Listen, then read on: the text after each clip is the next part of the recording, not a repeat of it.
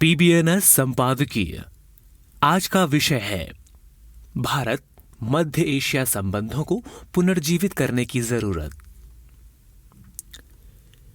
Europe और Asia के बीच मध्य एशियाई देश रणनीतिक रूप से एक्सेस पॉइंट है।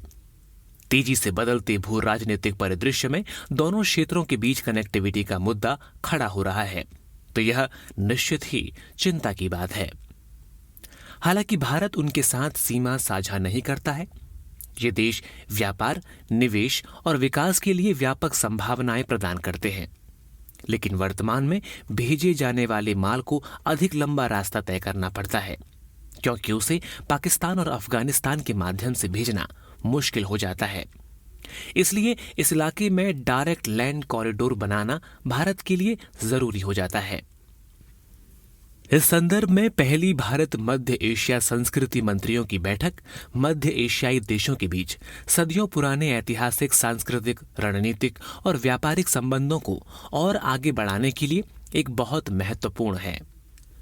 बैठक में जिस तरह से सहयोग और बेहतर समझ को बढ़ावा देने पर जोर दिया गया, उससे आर्थिक और सामरिक संबंधों में वृद्धि का मार्ग प्रशस्त हुआ, जिसकी दोनों पक्षों को इस समय जरूरत है। भारत और मध्य एशियाई देशों के बीच संबंध सिंधु घाटी सभ्यता में देखे जा सकते हैं, जिनमें कजाकिस्तान, किर्गिज गणराज्य, तजाकिस्तान, तुर्कमेनिस्तान और उज्बेकिस्तान शामिल हैं। ये संबंध मध्ययुगीन काल के दौरान मजबूत हुए, जब सांस्कृतिक और व्यापारिक संबंध पूरी तरह विकसित हुए थे।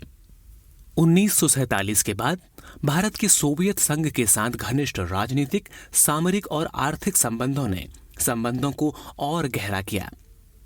भारत ने 2022 में सभी 5 देशों के राष्ट्रपतियों की भागीदारी के साथ भारत मध्य एशिया शिखर सम्मेलन की पहली बैठक की मेजबानी की, जो कि अपनी तरह का पहला कार्यक्रम था। भारत ने हमेशा इन देशों को अपने विस्तारित पड़ोस का हिस्सा माना है।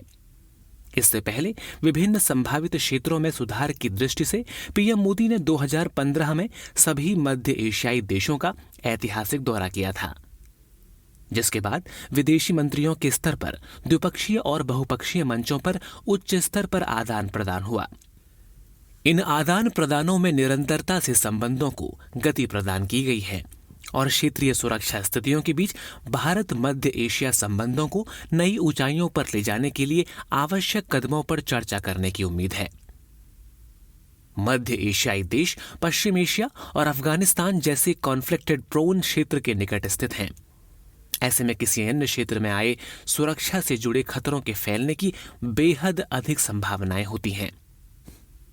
इसके अलावा आतंकवाद, नशीले पदार्थों की तस्करी और हथियारों की तस्करी भी बढ़ रही है, जो न केवल इस क्षेत्र और भारत सहित पड़ोसी देशों के लिए चुनौती पेश करती है, बल्कि क्षेत्रीय स्थिरता के लिए भी खतरा पैदा करती है।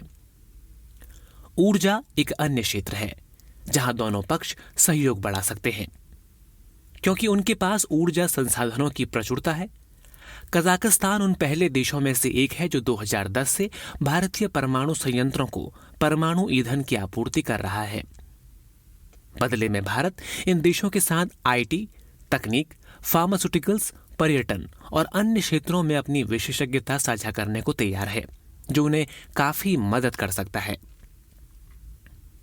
हाल के वर्षों में चीन ने इस क्षेत्र में अपनी उपस्थिति बढ़ाई है, जिसने भारत को एक दूसरे के प्रति व्यापक दृष्टिकोण की वकालत करने वाली कनेक्ट सेंट्रल एशिया पॉलिसी तैयार करने के लिए प्रेरित किया है।